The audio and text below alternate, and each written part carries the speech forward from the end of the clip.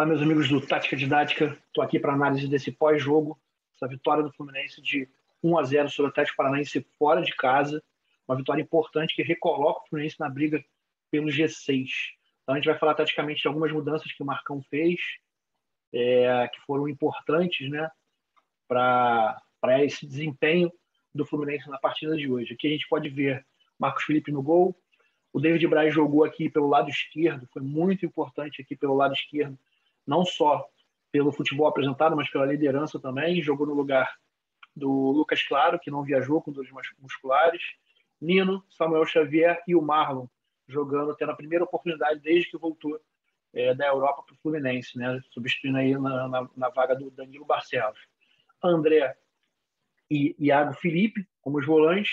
O John Arias, que teve a oportunidade hoje também como meio armador do Fluminense, jogando mais como homem de ligação, uma coisa que estava sentindo falta. O Fluminense vinha jogando com 3 volantes, o Arias é um jogador um pouquinho mais ofensivo, um pouquinho mais de organização. Luiz Henrique na ponta direita, Caio na ponta esquerda e o John Kennedy também tendo a oportunidade, já que não tinha o Fred machucado. O Bobadilla foi liberado pela diretoria para o nascimento da filha, e o Abel Hernandes, que era outra opção para jogar aqui como referência, mas o Marcão preferiu colocar o John Kennedy, deixando a equipe do Fluminense mais ofensiva, uma equipe com mais velocidade, mais jovem, o que refletiu um pouquinho no jogo. Aqui a gente já vai começar a análise tática propriamente dita. Com a entrada do Arias, né, o André ficava mais centralizado, né, na primeira linha ali de defesa, né, na ligação da defesa com o ataque.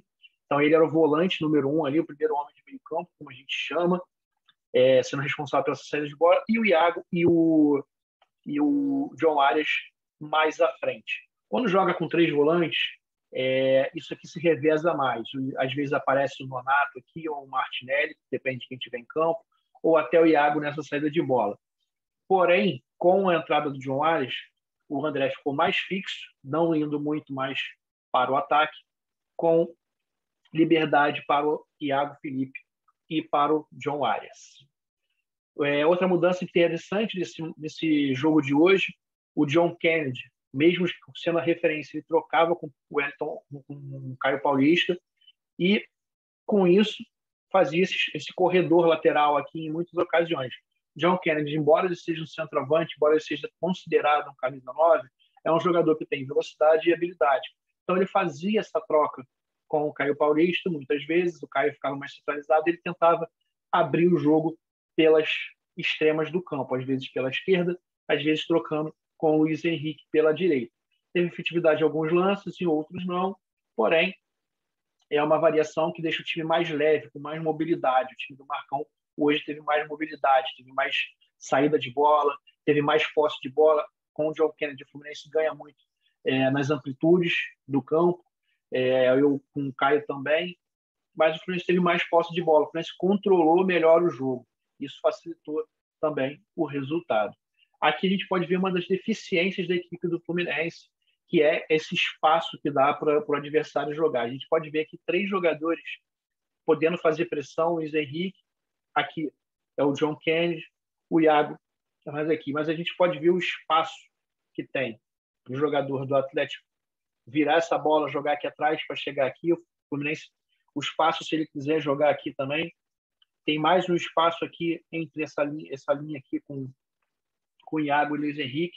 Então, o Fluminense dá muito espaço, dá muito a bola para o adversário e cria esses espaços aqui que muitas vezes as equipes conseguem fazer um passe de ruptura, conseguem jogar essa bola mais para frente, enfim. O Fluminense precisa pressionar um pouquinho.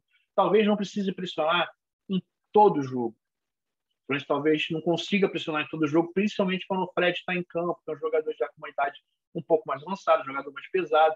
Mas quando tem jogadores mais leves, como Luiz Henrique, John Kennedy, John Arias, Caio Paulista e Iago, que são jogadores que têm força física, mas têm mais mobilidade dentro de campo, pressionar um pouquinho mais essa bola em algumas situações. Essa que a gente pode ver que o Fluminense não pressionou essa bola. 3 jogadores aqui, se o Luiz Henrique, o espaço que tem aqui, para o lateral, no caso aqui do Atlético Paranaense. Então tem muito espaço que o Fluminense cede ao adversário para construir. E isso, às vezes, é fatal no jogo. Aqui a gente pode ver uma situação que aconteceu em vários momentos do jogo, que foi o David Braz construindo, a importância de um zagueiro saber construir. Você vê que o Atlético tem totalmente uma superioridade numérica. O Atlético está praticamente com o goleiro está aqui, né? O Santos, 1, 2, 3, 4, 5, 6, 7, 8, 9 jogadores aqui, mais o goleiro, né? 10 jogadores. Só ficou o centroavante lá na frente. Então o David conseguiu chegar aqui, ó, nessa posição e abriu essa bola em profundidade para a ultrapassagem do Samuel Xavier, que a gente vai ver nessa imagem. E o Samuel Xavier levou um pouquinho no fundo, cruzou essa bola dentro da área, a bola desviou na zaga e saiu o gol. Então, o que a gente pode observar aqui? Quando um zagueiro sai para construir, como o David tem qualidade para fazer, o Fluminense abriu o jogo. Abriu o jogo, porque o lateral vai lá para a direita, os jogadores do Atlético se concentraram aqui no Luiz Henrique para tentar pressionar essa bola. O Luiz Henrique deu no David, o David conseguiu abrir essa bola aqui. Samuel levou no fundo, cruzou na área. E o mais importante aqui, a bola desvia, né? Desvia aqui e entra. Mais importante aqui é a gente poder ver o David Braz, ó, após construir essa jogada, pisar na área com o espaço. Então, foi uma situação totalmente criada. Digamos que a bola podia ter, o goleiro ter revalado, ó, David Braz sozinho dentro da área. Então, é importante quando o zagueiro consegue chegar a construir dessa forma e fazendo esse elemento surpresa, pisando na área. Foi importante, a bola se concentrou aqui, o Fluminense levou a sorte também, né? Com o desvio do zagueiro e fez 1-0, o placar que determinou a vitória do Fluminense também. Já no segundo tempo, a importância de ter um jogador como o John Kennedy centralizado. A gente pode ver as amplitudes, Luiz Henrique lá na ponta direita, o Caio também na ponta esquerda.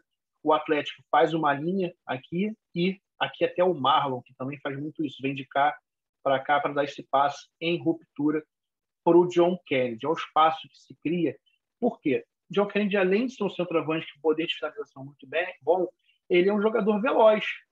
E isso facilita bastante quando o time adversário joga em linha. Então, quando o Fluminense consegue criar essa jogada com um jogador como o John Kennedy em campo, esses passes de ruptura são mais fáceis de acontecer. Nesse lance aqui, foi marcado impedimento, o John Kennedy sofreu o pênalti e foi marcado impedimento, mas a gente viu um Fluminense diferente quando tem um jogador mais de mobilidade. Não chega a ser um falso 9, o John Kennedy, mas um jogador que flutua bastante entre as linhas e possibilita esse tipo de passe em ruptura.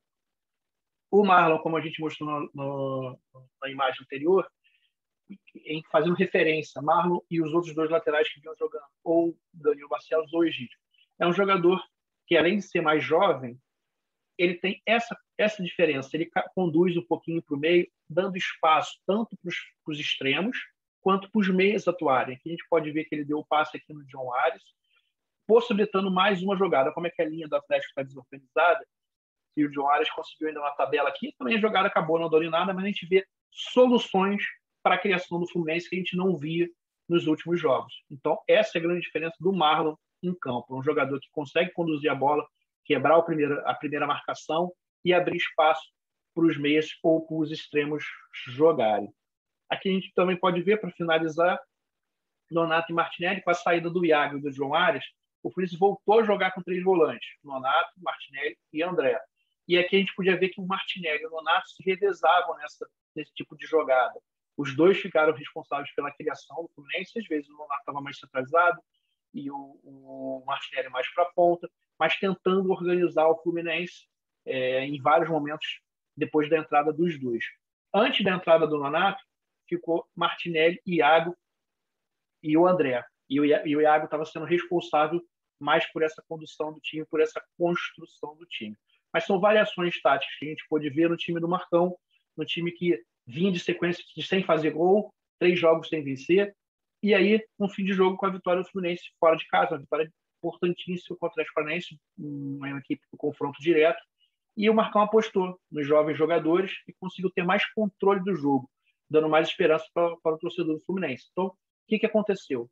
O Flu teve mais controle do jogo, teve mais posse de bola, finalizou menos, mas controlou o jogo.